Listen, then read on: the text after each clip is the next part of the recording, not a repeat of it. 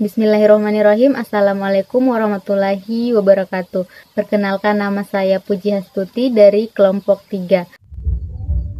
Bismillahirrahmanirrahim. Assalamualaikum warahmatullahi wabarakatuh. Perkenalkan, nama saya Askiratul Mutazi dari Prodi Sistem Informasi dengan nomor induk mahasiswa 201220529. Assalamualaikum warahmatullahi wabarakatuh. Nama saya Yusri Alam, NIM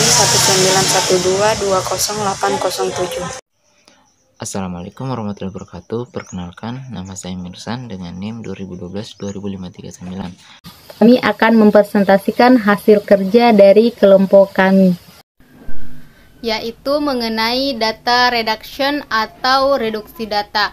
Nah, apa sih itu reduksi data? Salah satu bagian dalam data preprocessing adalah reduksi data, yang merupakan teknik yang diterapkan untuk memperoleh hasil reduksi dari sejumlah dataset dengan jumlah volume data yang lebih kecil.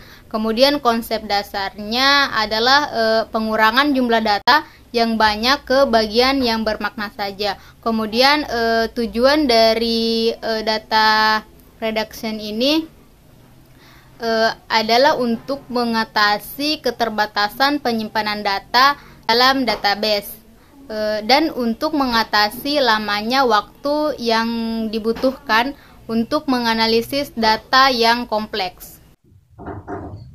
Baik, saya akan melanjutkan materi dari Saudari Puji Hastuti. Langsung saja, di slide berikutnya ada strategi data reduction. Dibagi menjadi 3 poin. Yang pertama pengurangan dimensi, yang kedua pengurangan jumlah, dan yang ketiga kompresi data. Di mana ketiga poin tersebut saling berhubungan atau berkaitan. Yang dimaksud dengan pengurangan dimensi ialah mengurangi jumlah variabel acak atau atribut yang dipertimbangkan. Metode pengurangan dimensi termasuk wavelet transformasi dan analisis komponen utama. Di mana ini mampu mengubah atau memproyeksikan data asli ke ruang yang lebih kecil. Kemudian pemilihan subset atribut adalah metode pengurangan di mana di mana atribut atau dimensi yang tidak relevan lemah atau redundan dideteksi dan dihilangkan. Dalam pengurangan dimensi ini terdapat 2 teknik, yaitu teknik parametrik dan teknik non-parametrik. Di mana teknik parametrik ini biasa digunakan untuk memperkirakan data, sehingga biasanya hanya parameter data yang perlu disimpan, atau ini juga bisa disebut dengan bukan data aktual. Kemudian untuk teknik non-parametrik itu digunakan untuk menyimpan representasi data yang tereduksi, termasuk togram, pengelompokan bagian, kemudian ada pengambilan sampel dan juga data agregasi kubus. Untuk contoh dari parametrik sendiri itu ada model regresi dan log linear. Kemudian dalam kompresi data, di mana transformasi itu diterapkan untuk mendapatkan representasi dari data asli yang direduksi atau dikompresi. Teknik pengurangan dimensi dan pengurangan jumlah juga dapat dianggap sebagai bentuk kompresi data. Baiklah, sampai di situ saja materi yang saya bawakan. Selanjutnya saya serahkan kepada pemateri selanjutnya. Terima kasih. Selanjutnya yaitu wavelet transform atau transformasi gelombang. Sini bisa kita lihat transformasi wavelet discrete adalah suatu teknik reduksi dimensi, yaitu teknik dekomposisi multiresolusi untuk mengatasi masalah pemodelan yang menghasilkan sinyal representasi lokal yang baik pada domain waktu dan frekuensi. Catatannya di sini yaitu wavelet merupakan fungsi matematik yang membagi data menjadi beberapa komponen frekuensi yang berbeda-beda.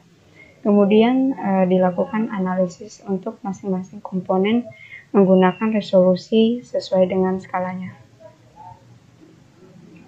Selanjutnya ini adalah gambar gelombang yang berjenis hard dan dot fixes. Salah satu contoh umum dari wavelet transform itu dalam bidang pengolahan citra digital, di mana terkadang menemukan kendala pada besarnya ukuran data yang dibutuhkan untuk merepresentasikan citra. Oleh karena itu, dibutuhkan suatu teknik kompresi yang dapat mereduksi ukuran data pada citra. Tujuannya, kompresi ini antaranya adalah untuk menghemat kapasitas penyimpanan data, mempercepat waktu transmisi data, dan mempercepat waktu komputasi saat pengolahan citra dilakukan. Kompresi citra bekerja dengan cara meminimalkan jumlah bit penyusun citra sehingga ukuran data menjadi lebih kecil. Saya akan melanjutkan materi dari saudari Yusri Alam, yaitu analisis komponen utama. Analisis komponen utama adalah teknik yang digunakan untuk menyederhanakan suatu data. Analisis komponen utama sering mengungkapkan hubungan yang sebelumnya tidak diduga, dan demikian memungkinkan interpretasi biasanya tidak akan dihasilkan. Adapun prosedur dasarnya adalah data input dinormalisasi, sehingga setiap atribut berada dalam rentan waktu yang sama. Lalu analisis komponen utama ke vektor. Lalu komponen utama diurutkan berdasarkan penurunan atau ketentuannya. Analisis komponen utama Y1 dan Y2 adalah dua komponen utama untuk data yang diberikan. Baik, sekian materi yang kami presentasikan. Kurang dan lebihnya mohon dimaafkan.